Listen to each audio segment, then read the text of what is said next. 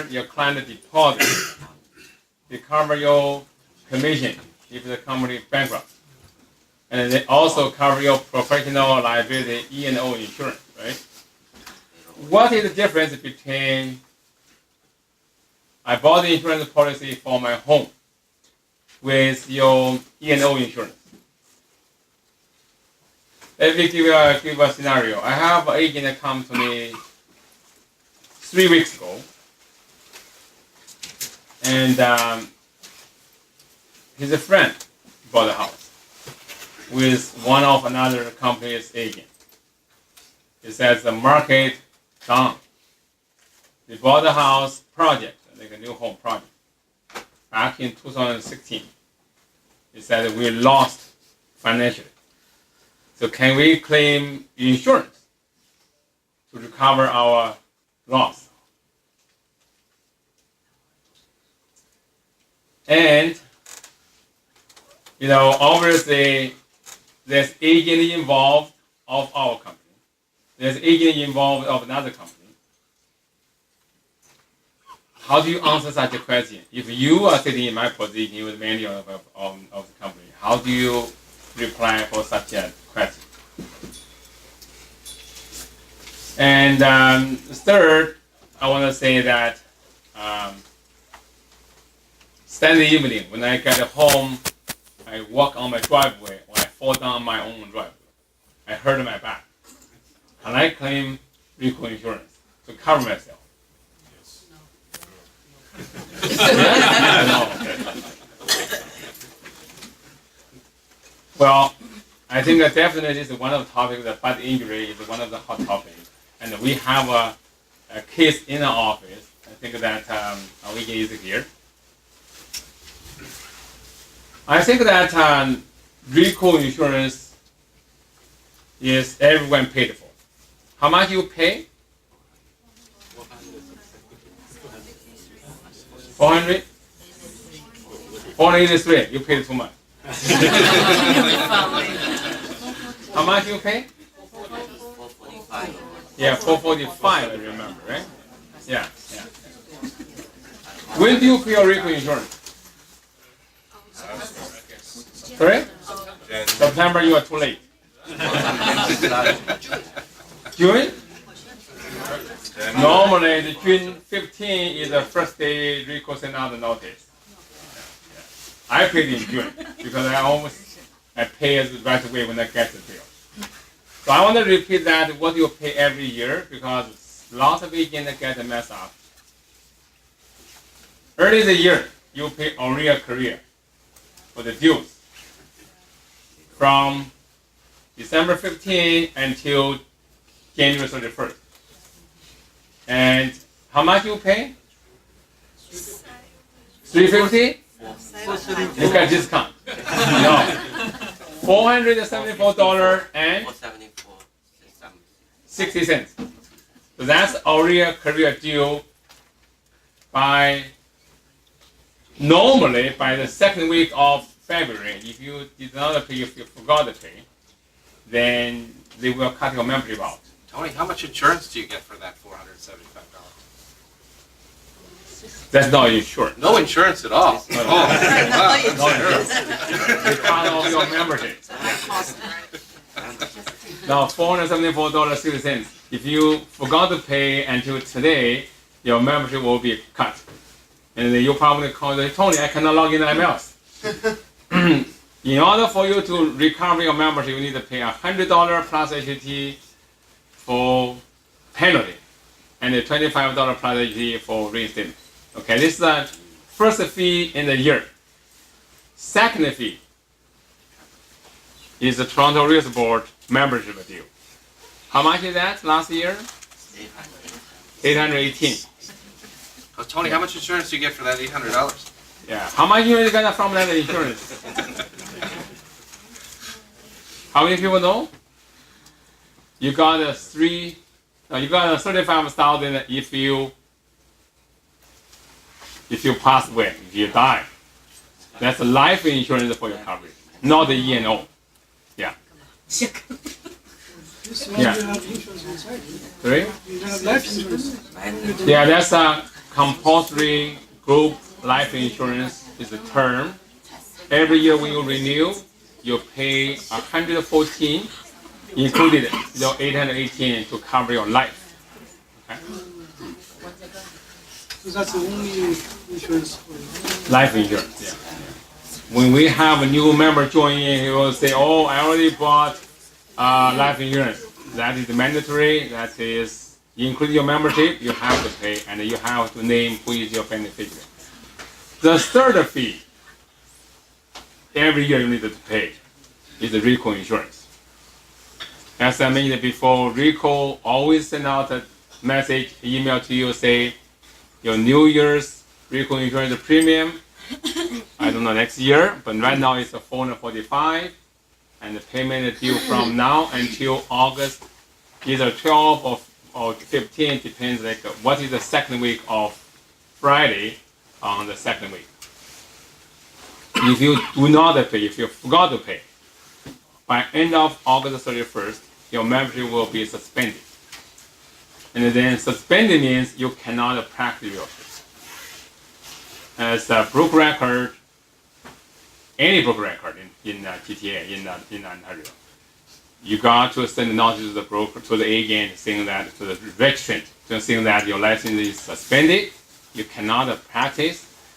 If you have listing, if you have a buyer, if the broker knows the agent have a buyer or have a listing working on, you have to terminate him.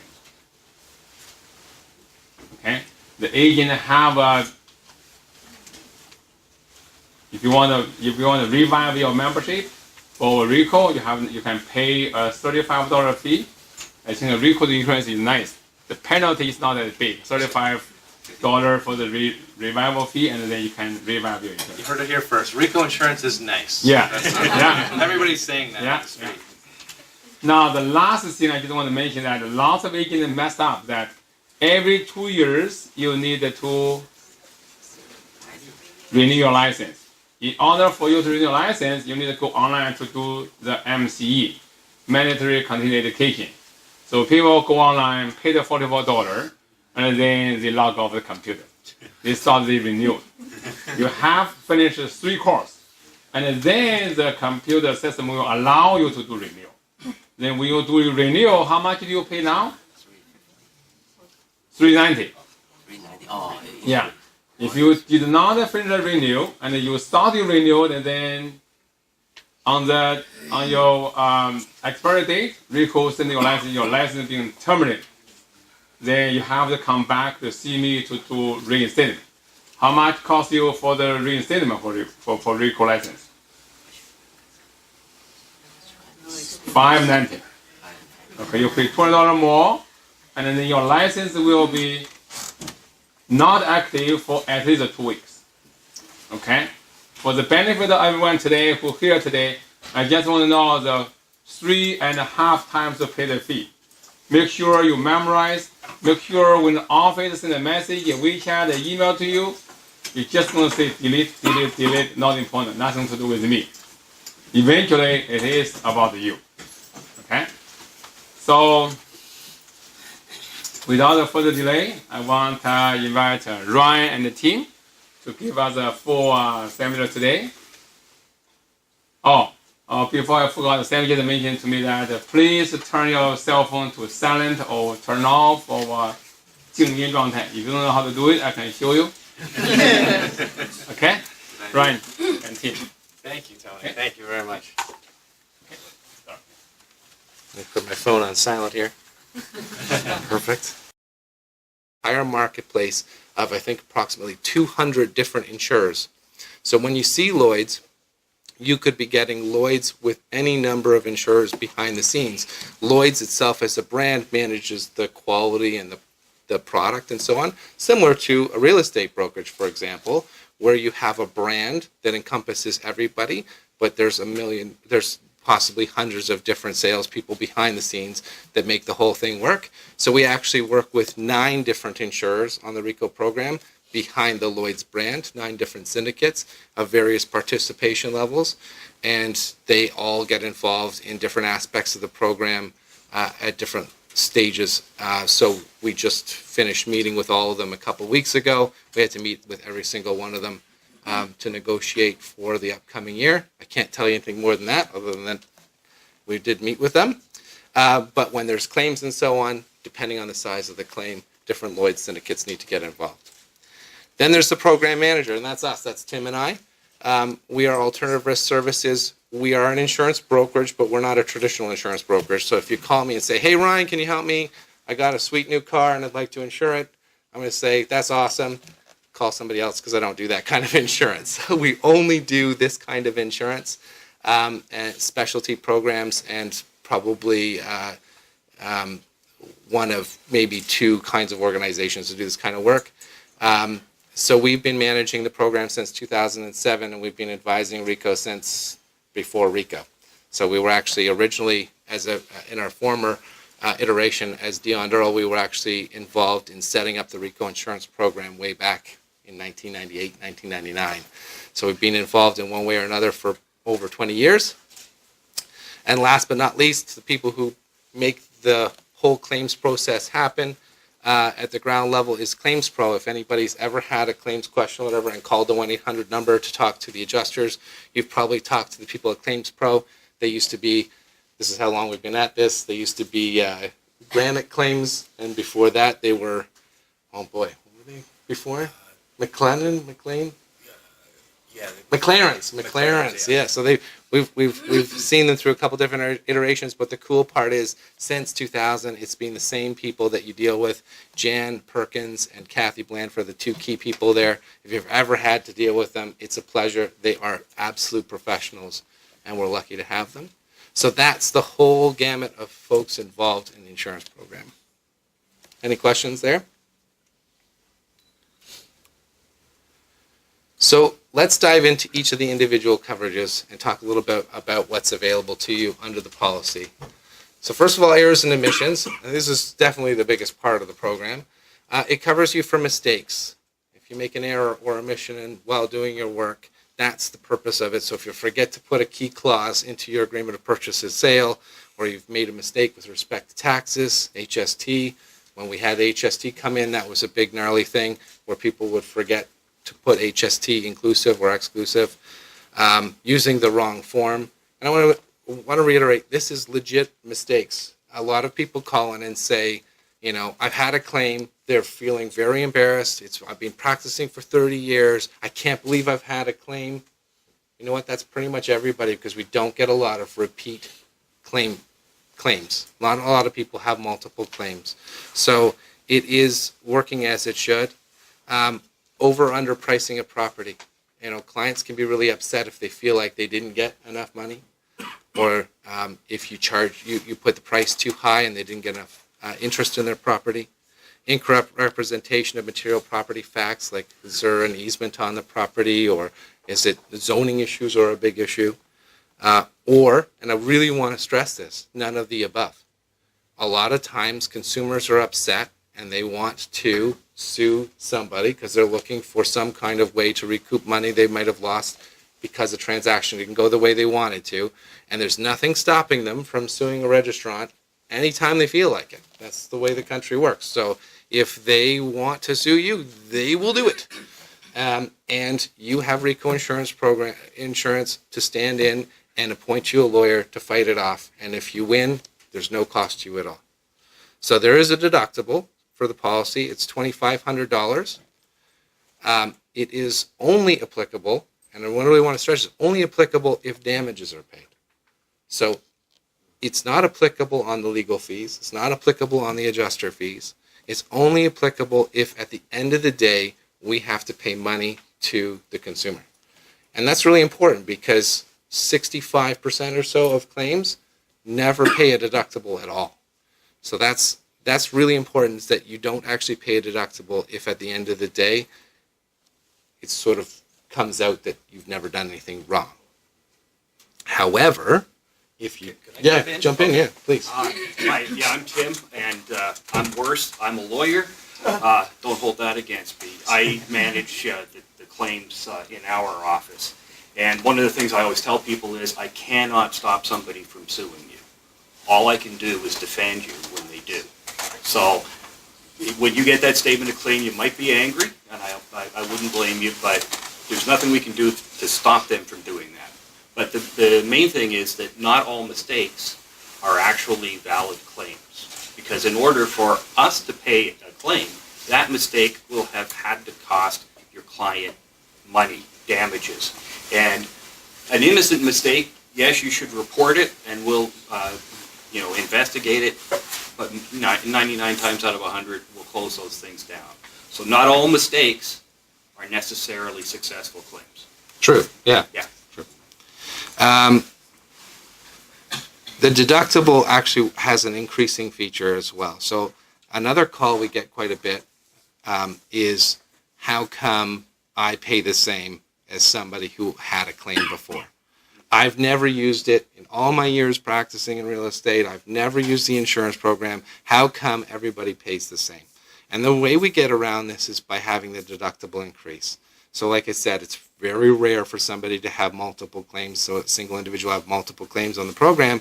But if they do, and we pay damages more than once, their deductible goes from $2,500 to $5,000. And if they happen to have 3 claims, then it goes to $7,500. And it doesn't stop within a 3-year window. So if somebody's out there just allowing themselves to make mistakes left, right, and center, it's going to cost them more and more and more for the program. So that's where we capture that sense of, what about people who use the program lots? First of all, I'll tell you it doesn't happen very often. And second of all, I'll say they're just going to pay increasing amounts of money. And where it seems like, okay, well, everybody pays $445, and I can break that down for you a little bit later. Everybody pays $445. $2,500 is a lot of money. $5,000 is a lot more money, and $7,500 is a ton of money. I can't see any insurer saying, I'm going to charge you $8,000 and everybody else $400. So that's where the deductible works really well to capture this. And Reco did something interesting a couple years ago when they changed their regulations. Anybody up on the regulation changes? Reco put a piece in the regulations that said that the deductible is actually an insurance amount due. And if people don't pay their deductibles, then the insurance program can file to say, please do not renew their license until they pay their deductible. And at first, that sounds, oh, I can't believe Reco would do that. Reco is such a heavy-handed regulator. The reality is that because everybody pays the same for their insurance, if people are getting away with not paying their deductibles and they're continuing to practice real estate, it's simply not fair to those people who haven't had claims or who have paid their deductibles. So we want to make sure that the program is fair. So that was actually, in my view, a very sensible choice for Reco to make. Again, that doesn't happen very often either. So coverage is up to $1 million per claim and a maximum of $3 million.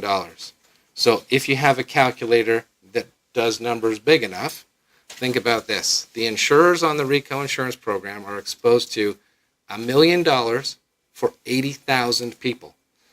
That's a massive figure. And in fact, if everybody went out and went crazy, everybody could have 3 claims a year of $1 million, and all 3 would be covered, times 80,000 people. So the insurance program has massive exposure to loss. Thankfully, and very thankfully, registrants are tremendously professional and make very few mistakes. So the claims volume is simply not that high. But there's a real careful nuance to this number. That $1 million only applies to damage. So if we were to cover your claim and spend, Tim, give us a good example. We can, if we take something through trial and it's a longish trial, we may spend upwards of $250,000, $300,000 depending. Just to defend the claim. But that doesn't erode your limit. Like most insurances get eroded by the cost the insurer spends, this doesn't get eroded at all. So the $1 million is still available to pay the damages at the end of the day. That's tremendous value. It's not consistent across the country for real estate programs. So that's a good thing to know, is that $1 million is preserved. The only time it's not, and I have to stress this also does not happen very often, if you happen to be involved in a claim in the U.S., and Tim has dealt with one of them, that value is inclusive of costs and it's capped at $1 million. We're not looking to provide a lot of coverage for U.S. deals. So I've talked about the deductible.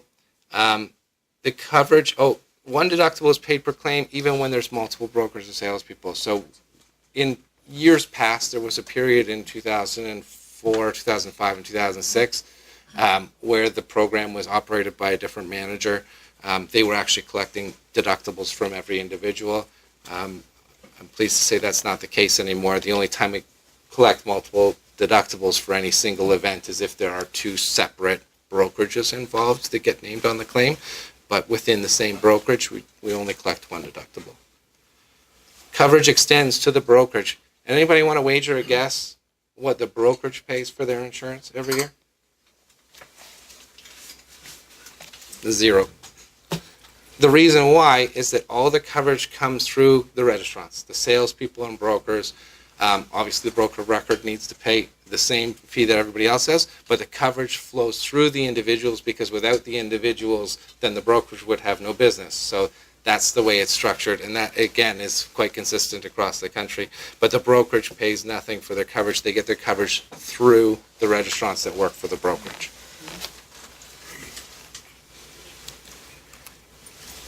So let's take a moment to talk about the claims process. And you're probably thinking, Ryan, you screwed up. This is totally cut off on the bottom of the screen, but through the magic of technology, wow. I was super pleased with myself when I did that, so I have to call it out. Tim, do you want to handle this? Do you want to jump in? I'll jump in Okay, all right. you need me. All right, I'll do my best to do it justice. So this is the claims process, and I'll walk you through it. At the outset, there's something that happens that causes a claim. There's an error, there's an omission, there's some event where you're like, uh-oh, something just happened, my client's not going to be happy about that. Maybe you notice it, maybe you don't. But something happens, some statement, some missed piece of information that causes a claim to happen.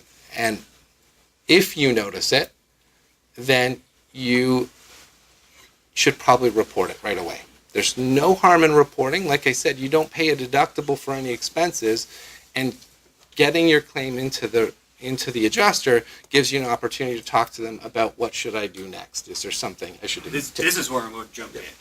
As soon as you think that there may be a problem, whether or not somebody has, accused you of making a mistake, but as soon as you realize this could be a problem, please report it, and don't try to fix something yourself. Because there may be ways to fix things, and we may be able to help you do it. But if you try to do it yourself and it doesn't go right, or you don't get yourself the right form of release and so forth, you could be in bigger trouble down the road. So don't hesitate, report, and there's no downside to reporting. It doesn't have to be just a lawsuit. Yeah. The vast majority of the claims on the program are that kind of report. Cautionary reports, self-reports, and any time when our clients send you an email demanding something from you, that's the vast majority of reports on the program, and the adjuster can help you. A failure to report something as early as you know about it can, and it does not frequently happen, but it can result in your coverage being voided, because that's one of the policy conditions, is that you need to report as soon as you know about something. So something happens. If you notice it, you should report it. And sometimes nothing comes of it at all. It just dissipates. The client's happy enough with their property. They just let life carry on. So that could be the end of it. Sometimes it's bad enough that that your client or customer hires a lawyer, in which case a statement of claim comes into the office, at which point don't panic. What you want to do is speak to the insurer. You want to report the claim, provide them a copy of this statement of a claim, and you send it to the program adjuster. I'm going to walk over there so I can point out it better. You send the statement of claim to the program adjuster and report if you haven't already, and the adjuster will acknowledge your claim and they'll review all the documents. They're going to, at that point, say, is there coverage or is there not coverage? And so there are things that are not covered by the policy. Sometimes the claims come in and they're just completely unrelated to professional liability. If it is denied, then that will be the end, and the adjuster will suggest you speak to legal representation outside, or they'll just say, unfortunately, I cannot help you. I wouldn't say that happens terribly often, but it does happen. But if it requires a lawyer be assigned, then they will assign a lawyer, and the process will start. You'll file a defense. Is that right, Tim? Right. You'll file a defense for statement of claim, and then this is the piece I really want to reiterate. Time will pass very slowly. Like this process is not an overnight process. Most of the claims small claims will take a year-ish. Superior court claims can take 10 years. They can take a very, very, very long time. I just settled a claim from 2009. So that's 10 years. So don't expect things, it's not swift justice, it's just justice eventually. The wheels of justice grind very fine and slowly. Yeah, so often what will happen is there'll just be long periods of time where nothing happens at all. I assure you that the program is looking at it at least every 6 months, just checking in to see if anything needs to be done, but often the other side is just waiting, I guess, to gather documents, whatever the case might be. So oftentimes it'll take years, and then sometimes the other side will just say, it's not worth my time. If they say it's not worth my time, then we may just close the file, and the file will just close, and that's the end of it. 98% of statements of claim that are issued in the province of Ontario never see the inside of a courtroom. Most things settle or they go away. And here in Toronto, they try to get rid of some of that deadwood every few years. If something hasn't happened, if the plaintiff hasn't moved their file along, they just dismiss the claim. They call it administrative dismissal because a lot of people start actions and then never do anything with it. And sometimes I'll press somebody like that, and other times it's not in our interest to. And we'll just wait until the court dismisses the claim. But most things don't go to trial. So that end, if it just dies on the vine, then that'll be the end of the file. But if it carries forward, as Tim said, your claim may be settled. So maybe the other side says, well, I think it's mandatory to go to mediation, right? In Toronto and Ottawa, you have to go to mediation before you can get a trial date. So typically a settlement will come out of that. Or if it goes to court, then you'll go through days in court, and it'll be obvious that something's moving forward. And at the end of the day, if a judgment's found, then the insurer will likely pay for that. Unless there was, as it says over here, reservations of rights. There are certain cases where we can't cover the damages side, but we may choose to cover the defense side, depending, again, on the next couple slides where we talk about things that are not covered. But that's the process for an errors and omissions claim. Yeah, and a claim, if it's a large superior court claim, is going to cost you time. Like even if we successfully defend you and so forth, it is going to cost you time because you're going to need to speak to counsel because they can't do a defense without you.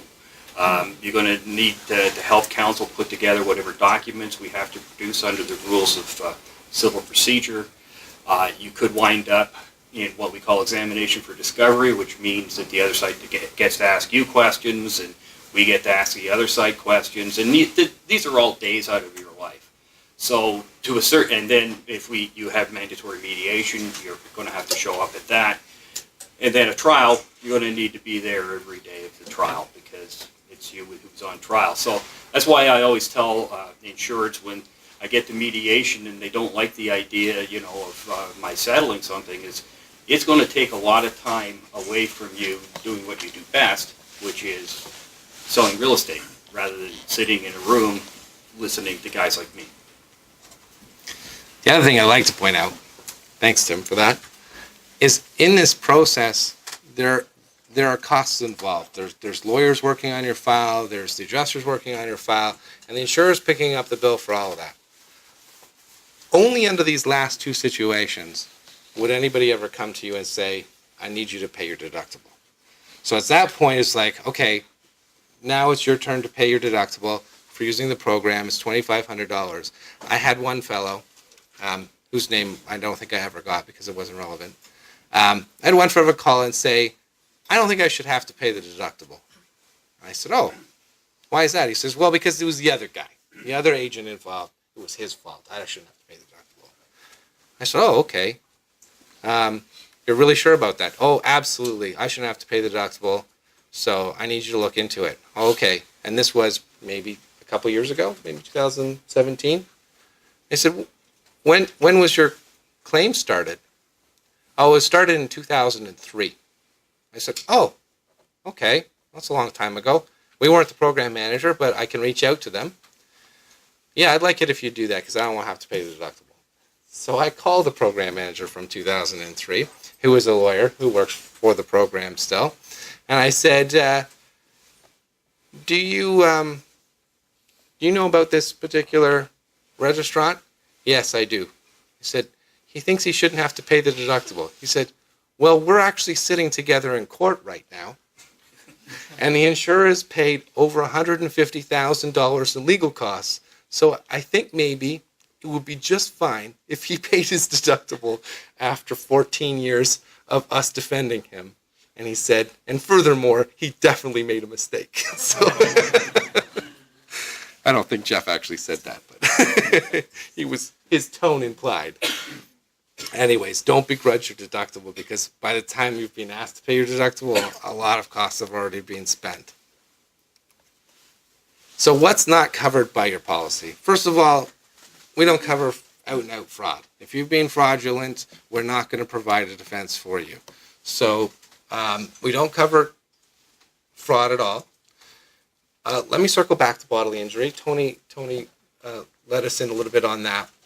Appraisals for the purposes of financing. We do cover appraisals for different reasons, but not for financing. So if the bank has asked you or somebody's going to use your opinion of value for financing, that's not covered. There's special coverage you can buy for appraisers. Just be very clear, there's no coverage for appraisals for the purposes of financing. If it's for an estate or something along those lines, yes, you can certainly provide values of opinion. Certainly you provide appraisals of people's property all the time to help them determine what they should put their house on the market for, but not for financing. Commissions disputes, classic example of a commission dispute that we don't cover. An agent got sued because his commission was 10%, but the listing said 5%. And he said the claim was, well, it was 5, and then he arbitrarily decided to charge us 10. And so we're going to sue him to get our 5% back. And when we pressed the agent, he said, yes, of course I charged 10% instead of 5%. I did a really good job. You'll be pleased to know we do not cover that fellow. We don't. And actually, I'll say, I can pretty much guarantee you, if you ever sue for your commission, the client will sue you back, and you're going to wind up talking to somebody like me. So you got to figure out whether or not it's really worth the hassle. That's a really good point. So retaliatory suits are huge for the commission disputes. So if somebody retaliates and sues you back, that's just a good strategy for them. So we have to look as a program to say, if you've sued your client to get your commissions, has the suit that comes back, and it almost always does, right? Has the suit that comes back, is that retaliatory in nature? Is it just to try and get you to stand down? Or does it have merit and it would have come out anyways? Because if it would have come out anyways down the road, then we're probably going to cover it because the program looks to cover whatever we can. But if it's just purely commission dispute, we don't cover it. Deposit disputes, we don't cover those. Those typically are between the buyer and the seller, and then the registrant becomes sort of in the crossfire, although deposit disputes can generate legitimate claims where it may come out that it starts out as a deposit dispute, but maybe it's a failure to close issue. Fines, penalties, taxes, etc. Anybody heard of the Canadian anti-spam legislation, CASL?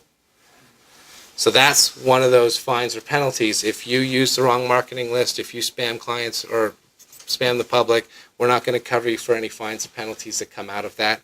We don't cover you for parking tickets out front of listings, etc., etc. And it would be counter to the public interest for us to cover fines because then it would just encourage bad behavior. I had one registrant call me and say, I'd love to buy some insurance for this castle thing. And I said, well, why is that? And he said, well, I'm really worried that somebody's going to, I'm going to get fines for sending out business communications. I said, well, I can't cover you for that. Well, why not? I said, because if I covered you for that, then you would just do it all the time because I'd be covering all your fines. Oh, yeah, okay. So now we don't cover fines, penalties, and taxes. Property management, where it represents more than 35% of gross revenues of the individual or the firm.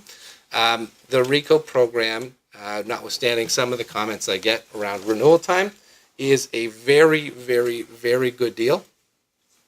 If you're a property manager, you're probably paying a lot more money for your insurance coverage, and we're not looking to be somebody's cost-effective property management insurance, although we do recognize that registrants in the course of doing their work will typically have some kind of property management roles, but we don't cover it if it becomes a primary source of revenue for you or your brokerage. We don't cover mortgage brokering, and I'm going to circle back to this bodily injury and property damage, because when we talk about property management, probably the single biggest exposure you have is Tony's example of a slip and fall on the property. So if you have a property management contract and you're supposed to clear snow and stuff, and somebody slips and falls on the ice and they get injured and they sue you, well, that's bodily injury. So the policy did not cover for a long time bodily injury at all.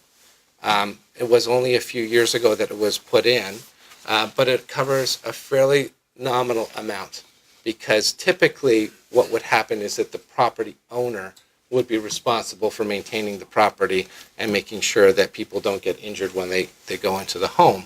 So this is really sort of a just-in-case coverage.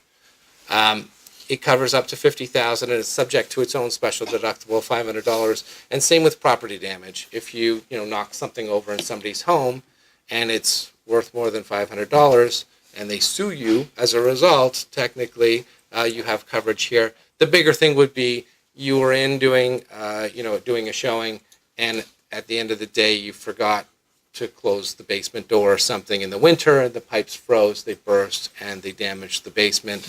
That's when you probably want to access this, because it's probably going to come back against you.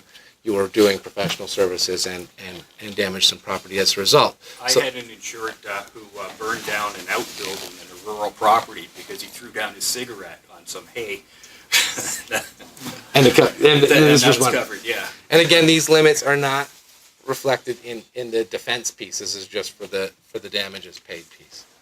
I will tell you that in the rest of the country, no other real estate errors and omissions program covers either bodily injury or property damage expressly. Quebec is the one province that just doesn't say anything about it, so they don't exclude it. Technically, I suppose they would cover it. But everybody else doesn't cover it at all. They expect you to get that coverage elsewhere. Tony? Yeah, I want to say a few comments here that, first of all, regarding fraud. How many people fraud in your life? Nobody say no, right? Nobody say yes, right? Okay. I just want to say one thing, that many people know that the first official job I got in Ontario is a medical lab. I work in the medical lab. I want to see this, that when I walk through in the office, I see people use the cutters, the scissors, glues, and whiteout. Okay, back in 11 years ago, when I worked in Scarborough office, I was mentioning to many people in real estate, we should get rid of whiteout. Okay, the front desk office secretary have whiteout. I told them, I said, never give this whiteout to anyone because I bought it. No, because in real contract we should not ever use any whiteout. Why? You know why? You know why I mentioned scissors, cutters, glues, whatever. Because you have a copier machine. Okay? Don't try use that. The other thing is that when people come to me and say, oh, Tony, I have a problem. And then I always ask the same question 3 times. Tell me what happened. You give me a whole story. Take like 25 minutes. I say, okay, let's go back. Tell me what happened from the very beginning. The second time, the story is different with the first time. Then after a day, I say, tell me what happened. The story is different, and then more closer to the truth. The other thing that I want to mention is appraisals. Okay, we have agents very helpful to the client. They are very nice people, very gentle. like someone in China from called Lei Feng. Don't do that. Okay? People always come, oh, I want to do a paper to appraisal. My friend want to sold the property. They rent out that property 3 years ago. I want to give them a market value back then. They say, how much money do we charge? No, this is a free service. We're a friend, we're a family, we work in the same. I say, no, stop it. You don't charge money. You don't get anything from it. Don't do it. Why? We are not a charity organization. Are we? No. So don't do that, because if you do that, then you're going to attract liabilities. And also that you can say, I want to remortgage, refinance my property. You are not qualified. You are not qualified for do a property appraisal. How about the opinion of property value? No, don't do it. I don't like you to do it. Okay? Deposit, dispute. I got this almost every month. Then I have to use my own lawyer, because real lawyer does not say. As soon as I send the letter to Reco Insurance, they say we do not cover this.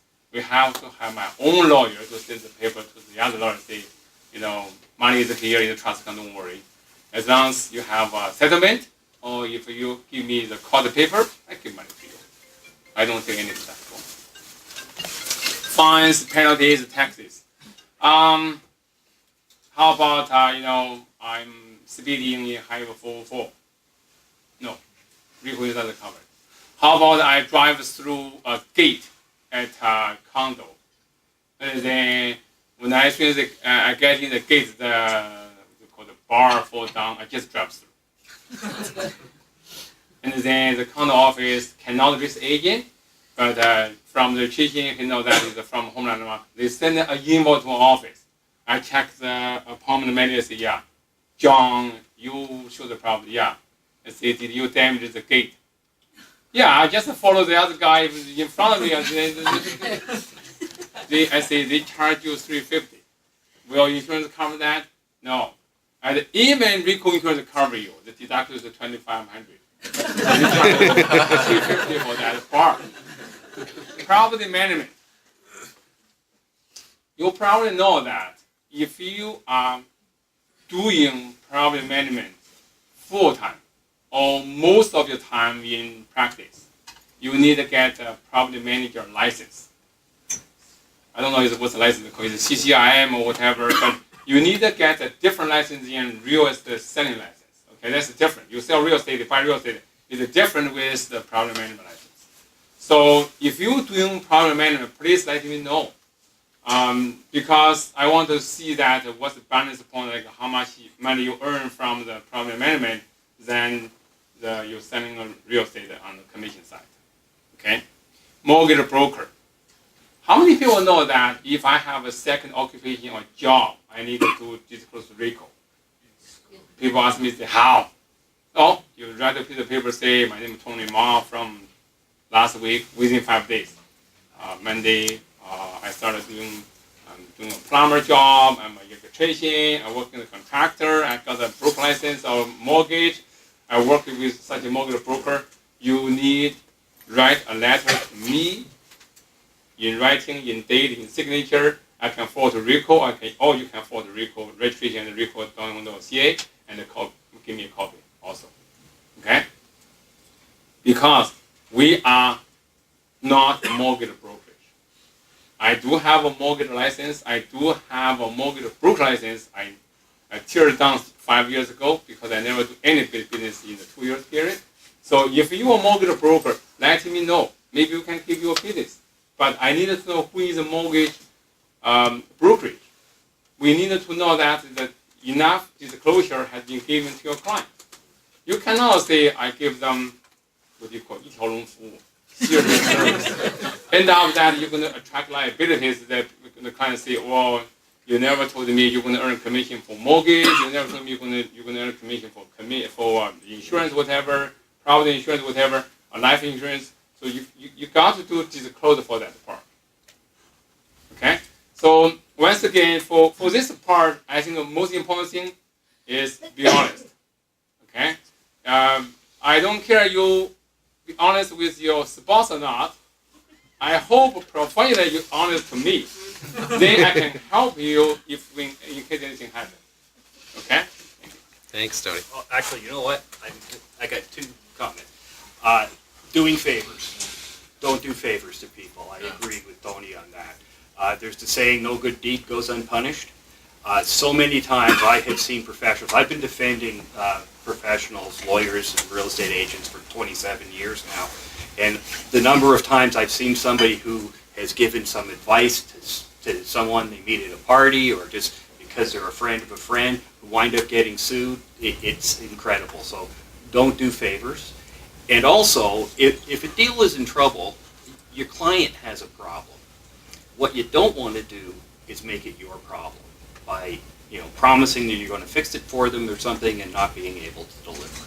So I agree about not doing favors. And then the other thing about honesty, when you're dealing with us and with your counsel, be honest with us. One thing that I always tell people when I finally get to meet them at mediations and so forth, I'm not Reco. I don't tell Reco what I learn. Reco gets what we call a bordereau from us, basically, right? That's it, just stats. They don't know, they just have the stats. I don't say, hey, so-and-so did this and that, and maybe you should look at them. That doesn't happen. So be honest with us. We're not the regulator. We're your defense. Yeah, I've got a question back. Does the coverage cover all the legal fees for both sides or just one side? Ours. Both sides of, like you mean the buyer's side and seller side? Sometimes, just in case we lost the case, sometimes when the judge asks ours to pay for the other side of the legal fees, is that possible? Yeah, that would be, if we were to take something to trial and we were to lose, a court then orders costs. And it can be a function, it's not exactly what somebody's paid to defend it, but it's a function of it. It's usually about 30%. We consider that, if we get that ordered against us in addition to damages, we just consider that damages. And as long as it's within the million, then yeah, that'll get paid by us. Was that your question? Yeah. Okay. So, just the bodily injuries, because I had one very sad, sorry, Tony knows that. That's right, yeah. So, if they, when lease agent, for the Maybe let me give the story for that. That's back in 20... Which year is that? Yeah, 3 years ago. So Harrison is leasing a property in Midland and Lawrence, when my office is still in Northbrook. So he had leasing for rent, and the house, the homeowner just renovated the house, painted. In the old houses, you have the heat register on the floor, and they also have return air, the very big registers. 知道在说什么那个热气口。So when they paint the house, they remove that, put on the side in order to paint the house properly, and then after the house is painted, they did not put that back yet. So this guy come in and they call Harrison, I want to see the property, I want to rent the house. The homeowner and him both present the house. They show the main floor, they show the...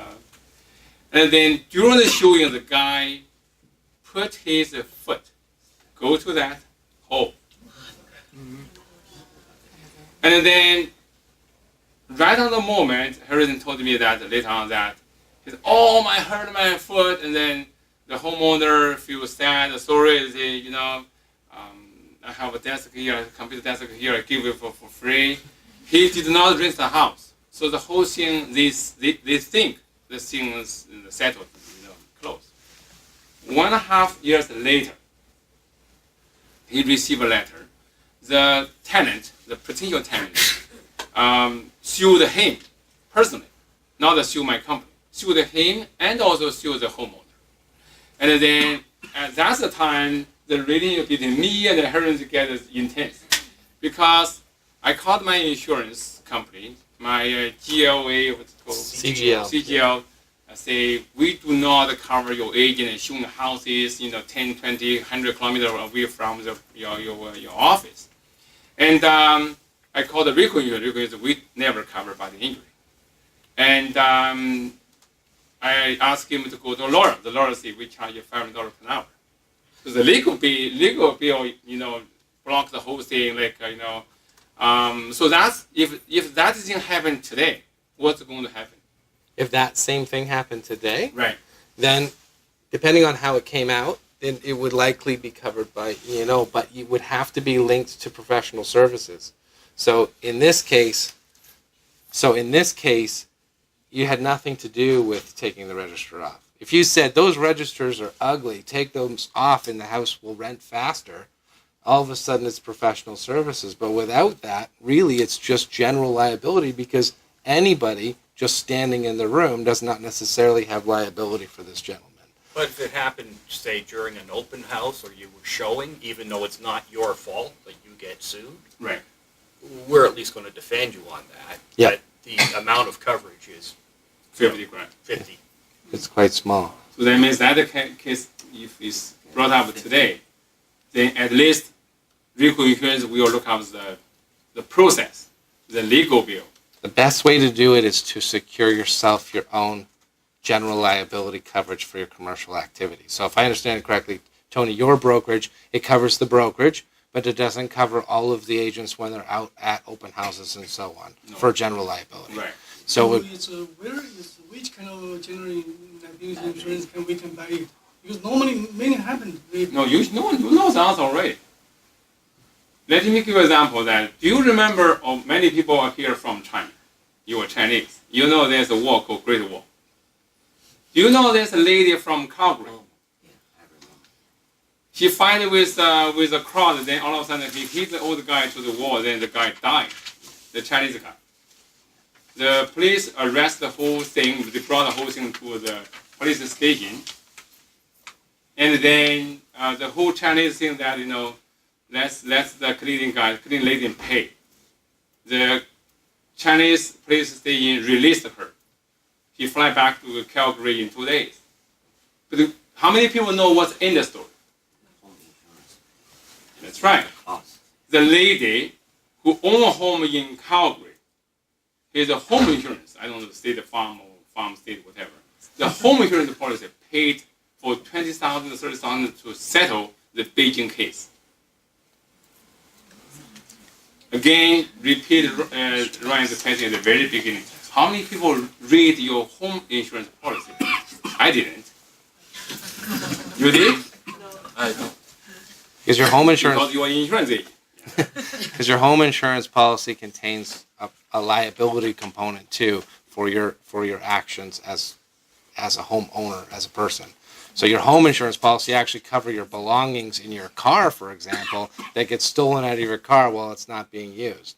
So somebody breaks into your car and steals your, I'm going to use an example that dates me, but your CDs or whatever from your front seat, your home insurance actually covers the CDs. Your car insurance covers the window that was broken. So insurance is kind of an interesting thing. So it's worth talking to your home insurance, see if you can't get coverage for your activities as an agent, and barring that, you should be talking to an insurance broker, a local insurance broker, about whether or not you can get general liability coverage for your activities as a salesperson while you're working outside of your home. Because you can get coverage for your home, but unless your clients come to your home, it may not be worth the paper it's written on, because it's really only covering activities within your home. What you want is the business activities of being out and being responsible for people on properties. So we do see that situation. We had a situation in a brokerage down in southern Ontario where, and this is where you always think, wow, these claims can be really crazy. So there was a particular lady who was selling a home on behalf of a seller. So she was the selling agent. Another agent from her own brokerage came as a buyer to look at the house without anybody else with him. So he kind of did his own showing, and he walked around the property and he walked along the back property line, and he fell down the hill at the back of the property. He grabbed a tree to stop his fall and tore his muscle, his bicep, on the way down. So what does he do? He sues the homeowner, because that's the person who's responsible for cleaning up the leaves that were obscuring some old fence posts that were there that he tripped on.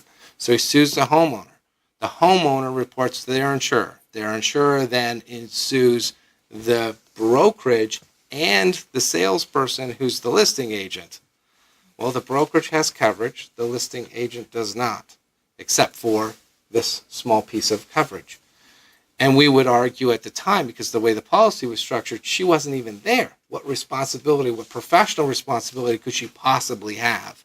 So there's an argument to be made that it's not professional liability. It's actually general liability, because you'd be the same as if you were a painter and you just weren't there at that moment. So that's the nuance, where insurance doesn't cover everything, and there's still risk inherent in being a professional. So I think my last word is that when you join the brokerage, I force you to sign an agreement called ICS. On the page 2, I have that ask you to talk to your insurance broker regarding your car insurance and home insurance. Home insurance, we talk about personal liability, general liability. Car insurance, we ask you to inform your insurance broker or company that you are a licensed realtor now. How many people did that before? The reason for that is, let's say you go out to your house today and then hire for one. Either you hit someone's car in front of you or someone hit you from the back. The guy or the lady sitting beside you, as the guest of your car, they can sue you. But if you never tell your auto insurance company that you are a realtor, then how can the auto insurance cover your client as the guest of the client of the real estate practice?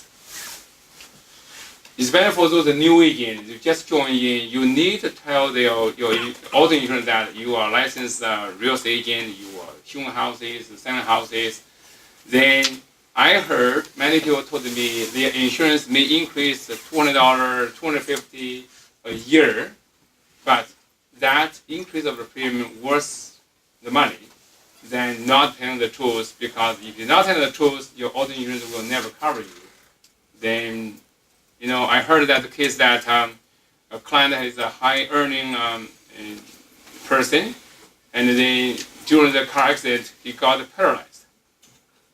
Then how can you cover his, maybe another 50 years income from his injury? Your car insurance will probably say, no, I'm not going to cover you anything. Okay? So please make sure that you understand this policy. I think the first thing I will do, I will read my home insurance policy, and I will read my Reco Insurance today. Okay? It's really boring, by the way, but it's worth it. I'm sorry, may I ask you why Rico asking for the other profession you have? Pardon me? Why Rico asking for other profession you have? Like that you Second are, job. Oh, other jobs? They would be probably looking for, like insurance broker, they'd be looking for anything that might have a conflict. So there could be a conflict of interest. But I'm not sure, because again, we're not Rico at all. So we're the insurance program. We're completely separate. The other distinction is we don't deal with complaints in any way, shape, or form for Rico. So your registration process, any of the questions regarding registration, anything regarding complaints, the complaints process is completely separate from the insurance program. And as Tim said, on the errors and omissions side, we don't share any of the details of claims with names attached to them in any way, shape, or form. We might share scenarios for the purposes of creating education content or for informing policy decisions in terms of, refining the policy. For the bodily injury, for example, came out of discussions of specific claim circumstances, but no names would ever be mentioned. The only time we would ever have a discussion with names attached would be if you called Rico and asked them to talk to us about it, and you gave us permission. So I don't know what they would do with that information, but I know it's a requirement under most professions that if you're going to be undertaking multiple jobs, that you need to notify the regulator. So same thing with insurance brokers. If I do something different, I need to notify REBO and everybody else in the country because I'm provincially licensed everywhere. Yeah. Just one more question. I didn't see pricing was covered, right? In the IRS. Pricing of the policy? Yeah. Well, last year, you guys paid $445, right? I didn't cover it. Did you? No, I mean overpricing for the optical. overpricing? Overpricing, yeah. So that one was covered.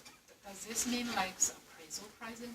Well, no, I think when we talk about appraisals for the purposes of financing not being covered, to the extent that you've advised the client on what the value of their property is so that they can put it on the market, that would be covered. I mean, that's a major function of being a professional realtor. I would say, no, I would say your question probably say like, I bought a house for my client back in 2016 or 17. And then we paid, that's the case I just found out last night that the property was listed at 2.9, they sold at 3.7.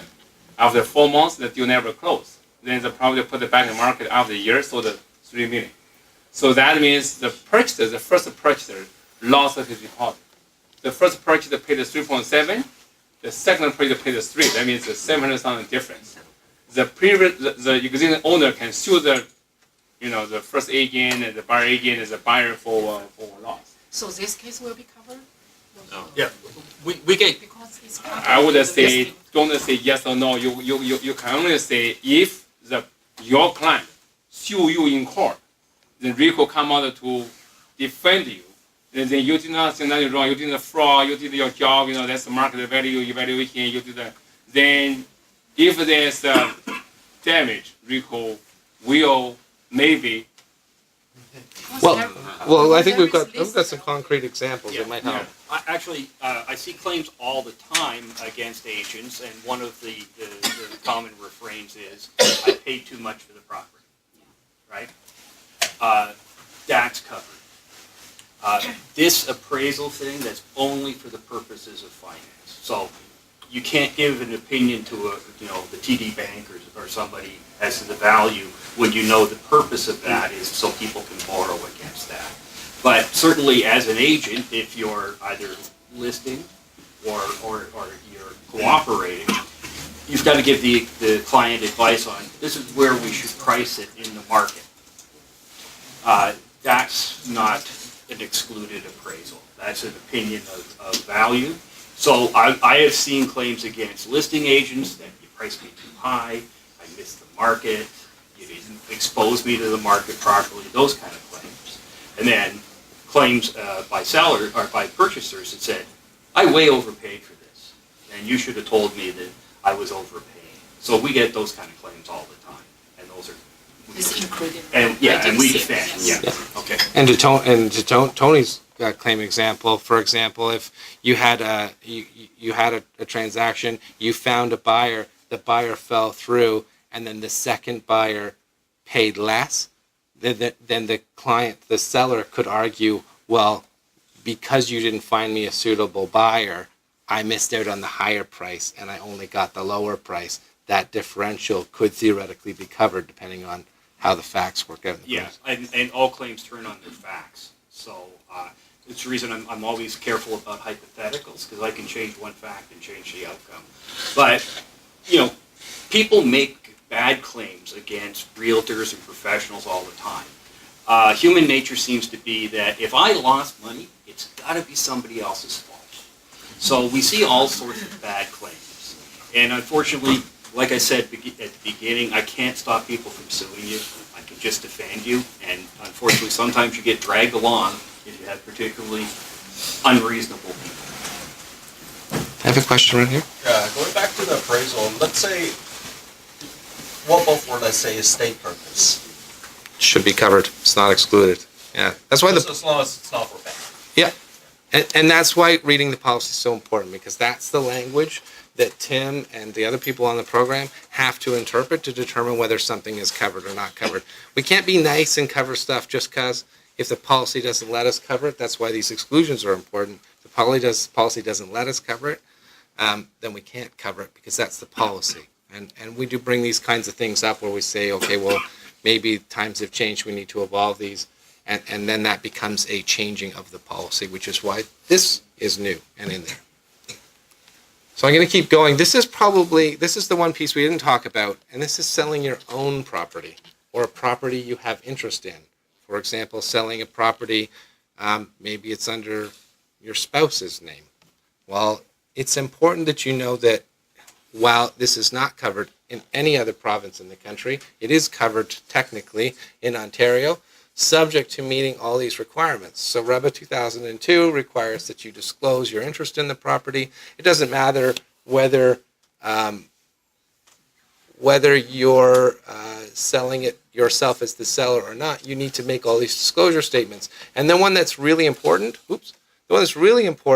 is full disclosure of all facts within the registrant's knowledge that affect or will affect the value of real estate. So there's a really high duty when you're selling a property. And we get this, the most frequent question is, I want to list my own property for sale. Am I covered by E&O? And we say, you follow all the rules and technically we'll cover you. But it's a really high duty of care. And if it ever gets down to trial, and Tim may have some examples, if it ever gets down to trial, nobody's going to side with the agent that maybe they forgot to disclose something, right? Because you have a high duty.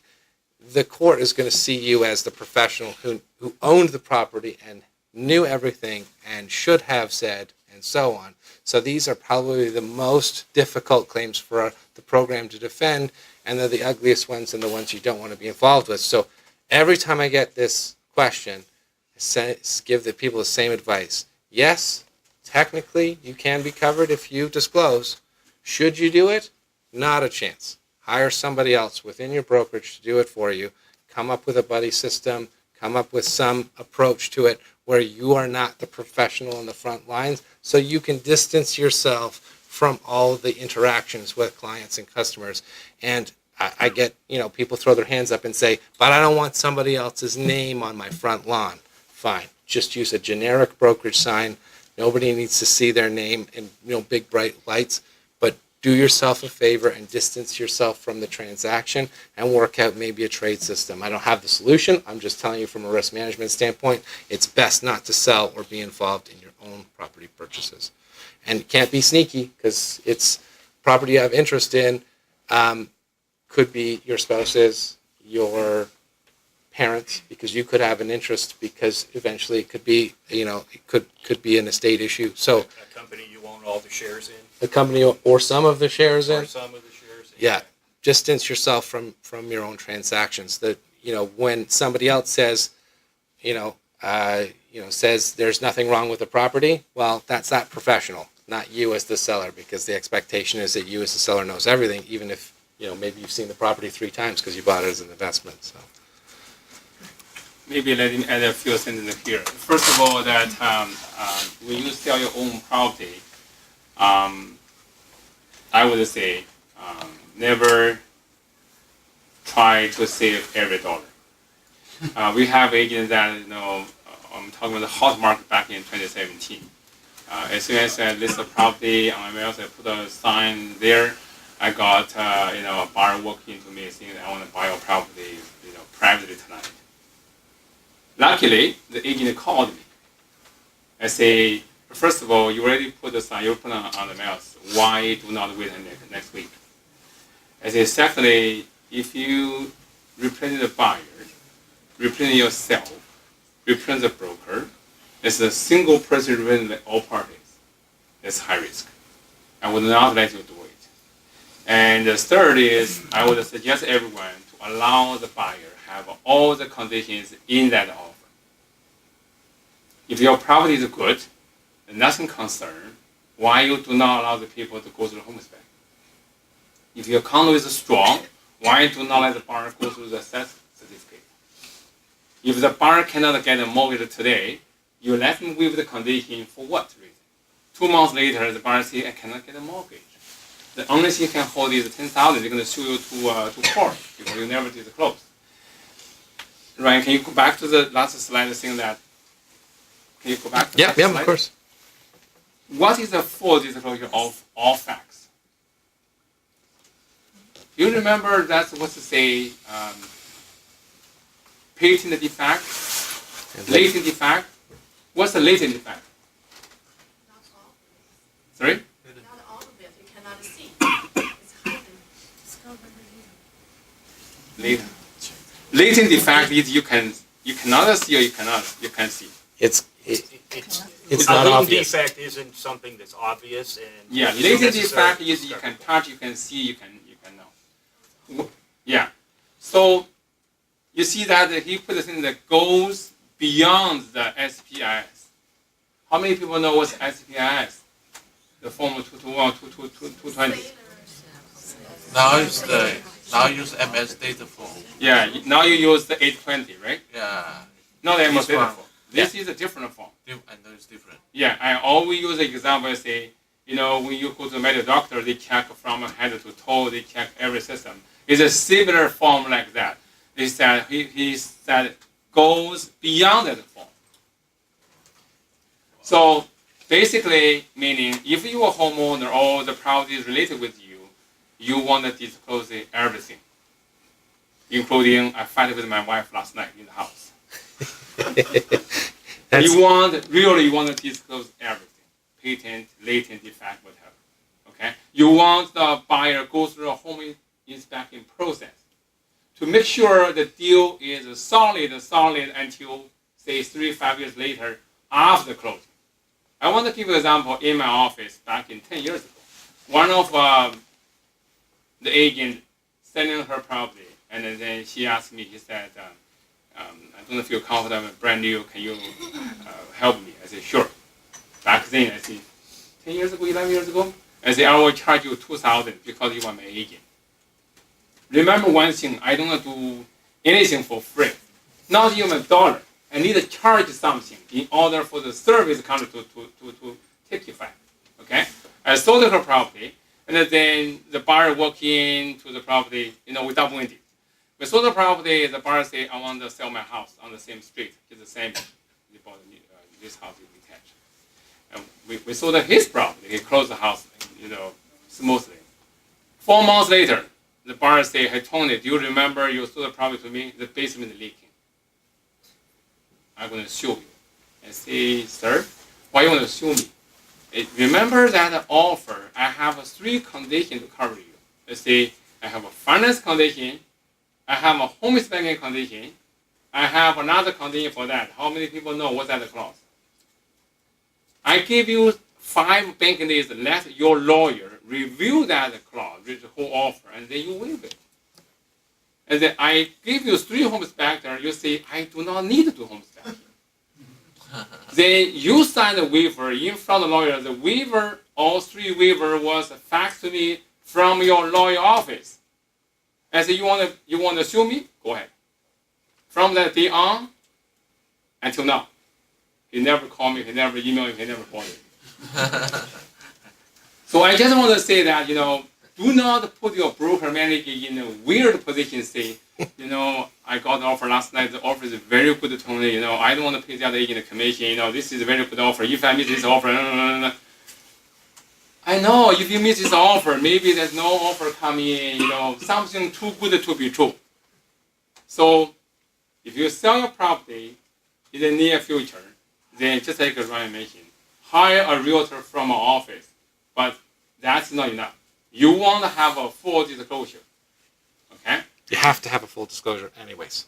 So. Yeah, you want to have you make sure that you disclose everything, something, what is interest in the property? I have this training before. I say, interest in the property, you have to disclose 2 kind of relationship. One is blood relationship. My parents, my son, my whatever, you put the 2 daughter blood, they have something in common, that is blood relationship. Second one is sexual relationship. Okay? I remember 10 years ago when I do the seminar downstairs, people say, how about a girlfriend? I say, how long do you know a girlfriend? Oh, we stay together for 30 years. We have 3 kids. Do you need to disclose that? For sure. No brainer. Right? People say, how about my ex-girlfriend? How about my wife's colleague? Well, you use these 2 relationships to quantify. Okay? There's nothing wrong to over-disclose. But in the meantime, you want to set the boundary that as long as you are according to the Reco definition, you're enough. You're good enough. Okay? I would just add one more relationship, the financial relationship. If you have any kind of financial relationship on a property, Oh, right. Yeah, yeah. that's key too. Okay, I see that we're at an hour and a half mark, so let's move on to the other two. I don't expect quite as many questions on these two, but I'm open to questions anytime. Consumer deposit. This covers. We're changing gears completely. This is actually a separate part of the policy completely. It covers consumers' deposits against a registrant becoming insolvent, like the brokerage going bankrupt, theft, fraud, misappropriation, wrongful conversion by a registrant. The coverage is up to $100,000 per claim, but not more than $3 million per occurrence for all claims combined. So let's spend a moment to talk about that. It doesn't matter how many transactions your consumer has. Their claim is against the theft, not the transaction, because the transaction is carrying on as it would. It's the theft of monies. So, and it doesn't matter how many small, intricate thefts there were, you have up to $100,000 per claim against the theft. So if they had 20 claims of $10,000 each, that would be $200,000. They would only be able to claim $100,000 total for this particular occurrence. An occurrence would be, let's say the brokerage goes bankrupt and the money gets scooped up by the CRA or whatever the case might be, or it's gone missing, somehow it's been stolen. It's $100,000 total. So if your client says, I want to put down a deposit of $200,000, I would recommend you advise them that your insurance covers only up to $100,000, and they may want to look at talking to the lawyer about putting the money in their trust account instead to make up the difference. But just to be clear, it's $100,000 basically per individual, not per transaction. And where it comes to the $3 million per occurrence, if it's multiple individuals who are affected and they're all making claims for their deposits, the coverage gets limited at $3 million. And to the extent that it goes over $3 million, we actually have to ratio it down and say pay 80 cents on the dollar instead of 100 cents on the dollar for those claims in order to make sure it's fair to all the people impacted. So there's a limit of $3 million. We've never hit the $3 million limit in the past. In fact, when we took over the program in 2007, it was $500,000 aggregate limit. It was bumped up to $1 million in 2010, and then $3 million was increased about 2 years ago. So it's come up to try and match the times. Reco actually had a regulation that said it could only be $500,000, and they've actually finally changed the regs to say it has to be at least that much. So up until recently, Reco was actually going against its own regulations to give registrants more coverage by having $1 million. So it's good that we have up to $3 million now. This is a very new coverage, only introduced, I think, a year and a half ago. Social engineering fraud. Does anybody know what social engineering is? What's that mean? Okay, social engineering is when somebody who is not a party, who's like a criminal, inserts themselves into a situation and convinces you to, well, in this case, redirect money. So they say, let's give you for instance, your client, so in this case it's consumer deposit, your client gets a call from somebody who's pretending to be from the brokerage and says, oh, you know how you were supposed to deliver the deposit to the brokerage? Actually, the brokerage has moved and I need you to deliver the deposit to this place, or I need you to wire the money to this particular account because it's important. If you don't do it now, then you're going to lose the house. And so your client sends $10,000 to an account somewhere in the United States instead of the one locally here. All of a sudden the money is gone. Well, registrant wasn't involved. It doesn't trigger a registrant becoming insolvent or the theft, fraud, misappropriation, or wrongful conversion by a registrant. This is a complete third party. This is somebody who's actually just tricked your client or socially engineered. It's like con artists. Tricked them into sending money to the wrong place. They've willfully sent it, so it's not a theft. And so we introduced this coverage a year and a half ago or so. It's the only one in the country, program in the country that covers this. I wouldn't say we've had any claims on it. I think we've come close and we've heard about it before we put the coverage in.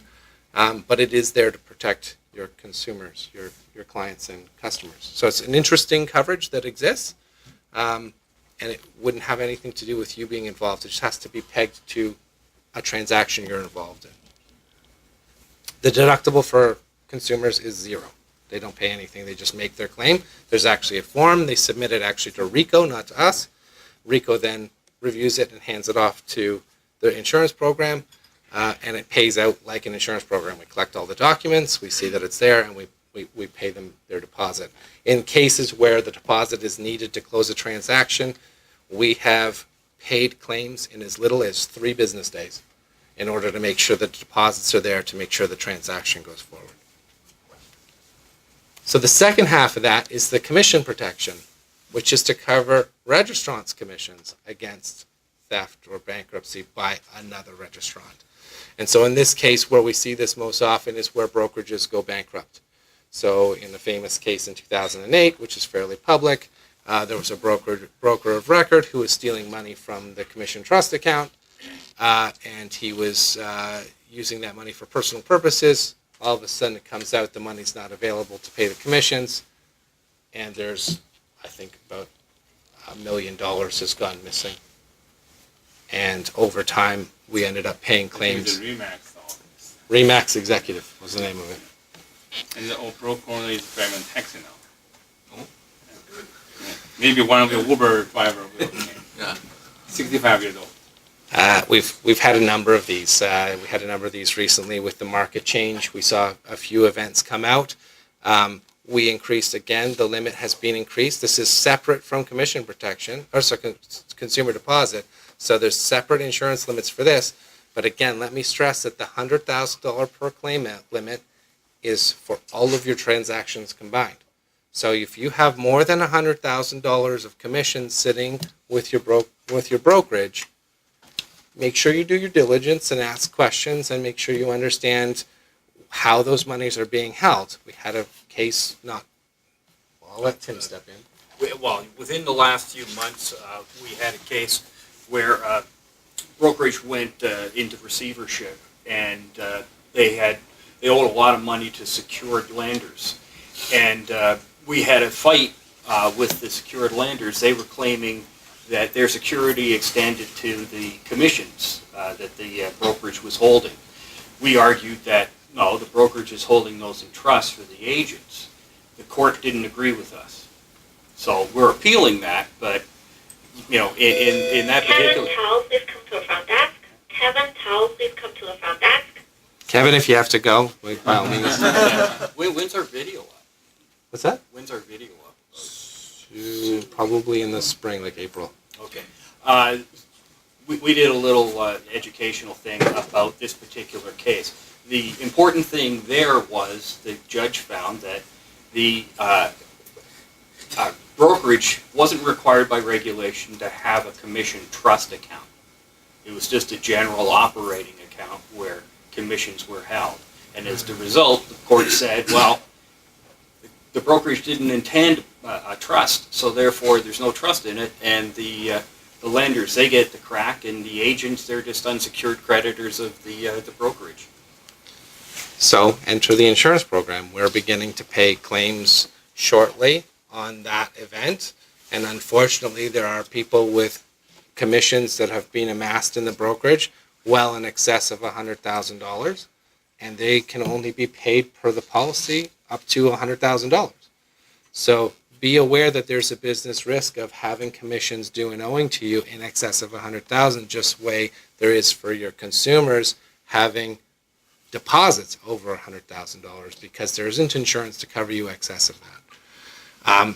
I have had calls from registrants who can't believe that, you know, the insurance only covers up to $100,000, and I have to tell them this doesn't actually exist anywhere else. So this or nothing. So this is probably better than nothing.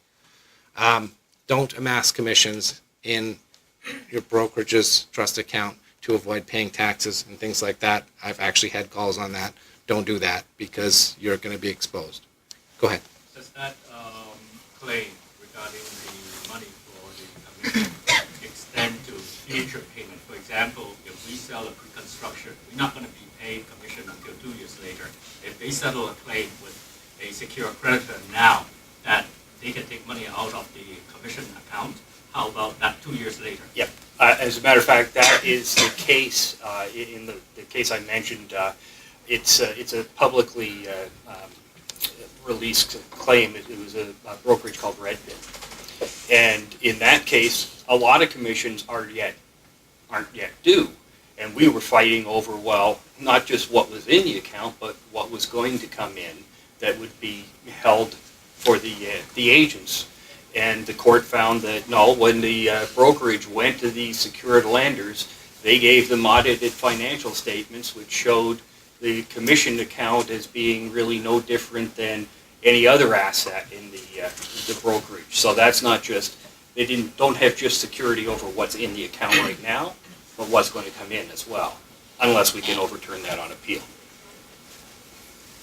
But I think like for that case, for the incoming, like not finished the transactions, right? Usually those, because I did this thing like a couple years ago. My previous brokerage like bankrupt, and I lost the commission. Actually, I can get back, but I still have some transaction like pre-sale, like doesn't finish, right? Yeah. In that case, we move out to the new brokerage, so the new money come to the new brokerage. In cases where you can have the transactions moved, but in this case, it's a creditor who is calling in the asset on it. In some cases, the brokerage just closes abruptly, or Reco comes in and freezes all of the accounts and shuts things down. There are cases where it's split into two pieces. Things that are due in the future will be paid to the agents directly, either through a receiver or because they're able to move their transactions. And in other cases, and all the ones where the theft occurred will be covered by insurance. In this case, the argument by the creditors is we own everything. And so insurance is on the hook for all of it. In which case, and I can't opine on the values, but in which case, if it's in excess of $3 million, even the people who are capped to 100,000 may get less than 100,000 because we have to ratio everything down. It's very difficult. You're talking about massive quantums of money across a lot of agents. Again, social engineering fraud comes in here as well, just in case somebody dupes one brokerage into sending commissions not to the other brokerage. You'd be covered there. There's a deductible of $250 per claim. The $250 applies to the claim, the sense of, all the money is being claimed for a theft event or insolvency event. So you only get charged $250 once, not for every transaction because it's not linked to transaction. Again, I have to reiterate, this coverage doesn't exist anywhere else. Lots of other provinces are now looking at it because they see the value of it. They've had their own market downturns with brokerages going bankrupt, and salespeople are asking for it. And other than the Reco Insurance program, I don't know that anybody's been successful in getting it put together.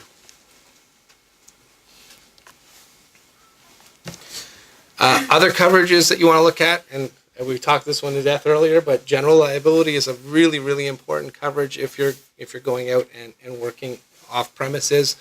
You're doing open houses and so on. You are a contractor. You're your own business, so you should have your own insurance for that piece. Cyber liability is an up and coming piece. I wouldn't say it's extremely popular within the real estate business area, but it's becoming so. Errors and omissions, excess errors and omissions insurance. If you're doing a lot of very high value transactions, you may want to talk to Tony about whether or not securing excess insurance is a good idea. It's typically purchased at the brokerage level, not the individual level, and it's definitely not purchased on the single transaction level. So it's something for the brokerage to make a decision on. But if you need it to satisfy a contract of some description, you can certainly give our office a call. We do have a program for it. Crime insurance, typically this is at the brokerage level. Tony probably has crime insurance for non-commission, non-consumer deposit thefts of funds. And property management coverage. We talked about that. If you're doing property management work, please get a dedicated property management policy. So let's talk real quick about top 5 covered causes of loss. I'll walk through each one of them and give you some sense of what these are. These are the triggers, the things that cause losses to happen. It used to be that we had miscommunication, non-disclosure. We've broken that out. So if you're an avid reader of the Reco annual report, you'll see some changes in the way this is split out. Incomplete sale is a very, very big event right now because of the market downturn in 2017, real estate market downturn in 2017. A lot of people were trying to get out of deals, out of transactions, and we've seen a significant influx of claims in that area. Typically, it has to do with not being able to close either due to financing. So if the value of the property goes down by $150,000 overnight, you may not be able to get the financing for your transaction. It can have issues with the agreement of purchase and sale terms, late developments in the state of the property, or just generally an unwillingness to close. We issued a education bulletin on the reco-claims.ca website on February 23rd, 2017, almost a month and a half before the market downturn, advising people to not get complacent because the market can change like that. We saw it get really hot. We knew this was going to come. Last time we saw it was 2008. And sure enough, it came down, and we've had a lot of claims to deal with coming out of these issues. So typically what we see is when the price falls down very rapidly, all the people who made their deal when the price was high, all the buyers want to get out of the transactions. And when the price comes back up, anybody who was, had to sell when it was down low, the sellers are all trying to get out of their transactions. And then even as far out as today, you have those pre-construction deals where maybe the house price isn't what, they thought it would be by the time it was built, and you have buyers trying to get out. Yeah. So just the incomplete sale is the buyer, if price drop, the buyer doesn't want to close. Yep. So as agent, it's possible to claim the commission back. Well, it could be if they don't want to close, the commission may not be doing owing. It wouldn't be a commission protection claim because the commission was never paid to another registrant. That commission protection coverage is registrant to registrant. So the commissions actually have to be earned and paid. That's when you get, then we can start talking full circle, because you may say to your client, well, you were supposed to complete your transaction, I did all the work, you could sue your clients for the commissions, and then the client can come back and say, yeah, but you didn't protect me from this housing market shift or whatever, and then you get a countersuit, which wouldn't be covered by the policy because it's commission related. So it's when it comes full circle.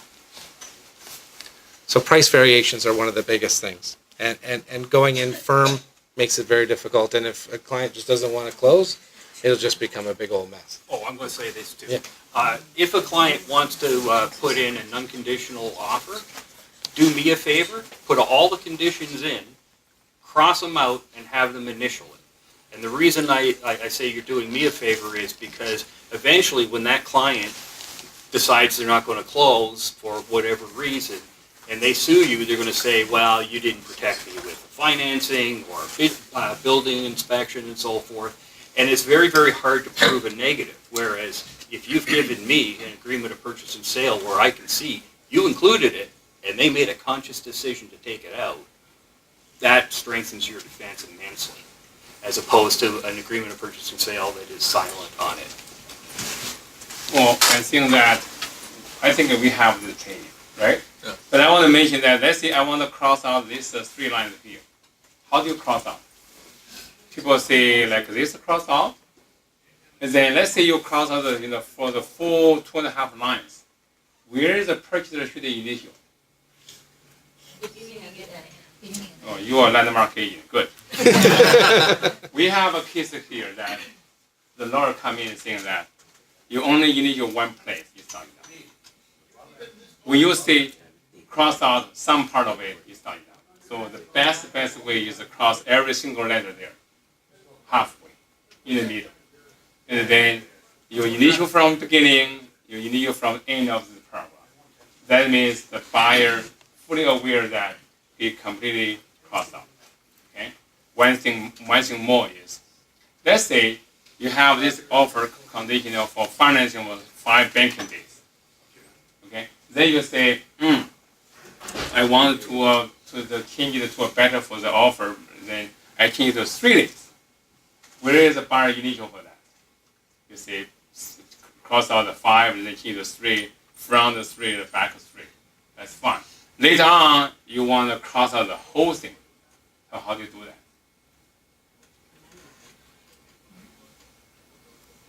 Asking you, Lilian. Do you remember this? So it's very simple that if you really change the offer a couple times, from 5 days to 3 days and 2 days, all of a sudden you completely change out the condition. Okay? You completely cross out. Not use the white out, not use the darker paint. Cross out, people can still figure out what's behind. Okay? Again, there's one more form you need to use. What's that form? Amendment. Not amendment, come on. What is that form called? Acknowledge of the, Continue. I can't remember. Form 127. I'm older than you, have a better memory than you, man. Acknowledge of the conditions. Acknowledgement of removing conditions in the offer, in the agreement. Yeah. Okay? So, if you go offer without the condition or condition waived, use that form, which is I discussed with Laura at, what's that Laura called, Young Eglinton? I did that 5 times with one of the case. So you want to use that form called, yes, we cross out the condition in the offer in the Schedule A, you cross your initial. In the meantime, you have signed this form to clearly understand what's the risk of by waiving the condition in the offer. 127. If I'm wrong, I will inform you later. I think it's right. So the next one was foundations and basements. Leaky basements. Tony already talked about an example of this. Leaky basements, unfit foundations, wall collapsing. These are all top issues. These claims happen quite frequently because nobody likes water in their basement, and it can happen because there was a big rainfall 6 days after closing, and we'll typically get kind of thing. Having home inspections are key to managing these things. Again, I got a hat tip to Tony for basically teeing this up perfectly. If you waive the home inspection condition, make sure your client says something that acknowledges it. Do Tim a favor, have them cross it out, acknowledge it, because a home inspection is actually an excellent way to drag somebody else into the lawsuit to help defer some of the costs of these kinds of things, because the home inspector would be on the hook too. Certainly the hot market exacerbates this issue, makes it much worse because people are waiving conditions left, right, and center. So anything that acknowledges from the client, you told me what the risks were and I went ahead anyways, super important. Property descriptions. We have a fair number of claims coming out of property description. This can cover all manner of things like environmental protection, lot irregularities. We've had situations where people didn't know they were buying themselves a heritage home, which means they can't do much with it. They have to keep it up to a certain state. Zoning, if you tell us somebody's looking to open a particular type of business, certainly a big one for commercial deals. They want to open up a certain kind of business, a certain kind of storefront. If it's not zoned for that, and you haven't done the right job to disclose what zoning is possible or what it is zoned for, that can cause a significant claim. Financial and mortgage claims kind of come out of the incomplete sale. Sometimes that's the impetus. If somebody can't get financing for their transaction because the value was too high and the bank didn't agree with it, they can come back against you. Certainly mortgage-related issues like vendor take-back mortgages. We've seen a number of claims come out of those because they can get complicated and tricky, and they can even be used by fraudsters to defraud banks and so on. Structural claims, which are just like foundation basements, but I guess a little bit more serious. This was a bigger issue, I think, when you have agents who are dealing out of jurisdiction and you can't inspect the foundation, but anytime you see something wrong, you should have it inspected. Fixed or flipped or fixer-upper houses are the biggest thing because everything is covered up. It's all fresh, it's all new. I know personally as a buyer, I don't like anybody who's already reno their basement because I like to see whether or not there's any issues. But people need to do the due diligence on the history of the property and the quality of the upgrades if it's being done. We had one claim example of this where, it was a fully renovated, right back to the studs house, beautiful house, very, very expensive, top to bottom done. The person bought it. I think they actually had a home inspection and somehow it passed. But then every single shower leaks. There was black mold. There was electrical issues. There were foundation issues and structural issues, and ended up being a very, very expensive claim. And the agent involved with selling it ended up being tagged with $200,000 of liability. So this slide is going to talk for a moment about why Reco Insurance doesn't still cost $105. So every once in a while I get an agent, and I guess as we move to the 20-year mark of the Reco Insurance program, there's not a lot of people who necessarily remember what the invoice was back in 2000. But every once in a while I get a call from an agent who says, why is it that it used to be $100 and now I pay $445? Well, the reality is your insurance costs you $373 this year, but you put some money away into what's called the Program Stability Fund for Reco. That fund is there to ensure that the program stays stable. You also pay for provincial taxes, and you pay for some administration, and you pay for credit card fees, and that's how you get to $445. But for roughly $1 a day, you get insurance that covers you for doing transactions which are, since 2000, becoming more and more and more expensive. So if we go back in time to when the program started, there was a small sliver of transactions that had anything to do with houses that were over $1 million. And most of the transactions were coming from transactions for property values that were $150,000 or less. Can you imagine buying a house for $150,000 today? It's crazy.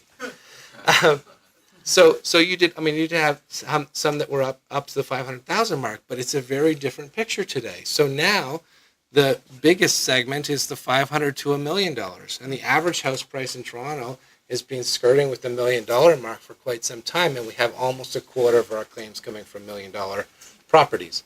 So that's why the price has been going up over time. In large measure because the value of the transactions. And when there's more money on the line, that means that people go to more expensive courts. So it used to be stuff was handled more in small claims courts because the damage was assessed to be smaller. Now they're in Superior Court. Now the statements of claims that come in are not 2 pages, they're 12 or 13.